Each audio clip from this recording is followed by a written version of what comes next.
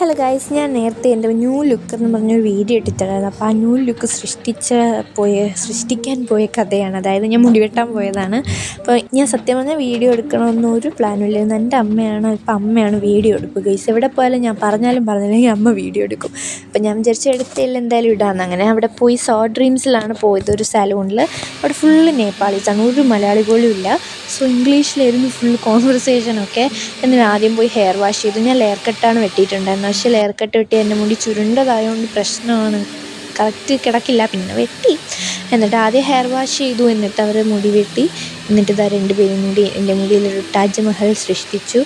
അങ്ങനെയാണ് എൻ്റെ മുടി ഇങ്ങനെയായത്. എന്തായാലും ഇത് കുറേ ദിവസത്തൊന്നും കിടക്കില്ല. ഇപ്പം തന്നെ എൻ്റെ മുടി ഫുള്ള് എൻ്റെ പഴയ ലുക്കിലേക്ക് വന്നിട്ടുണ്ട്.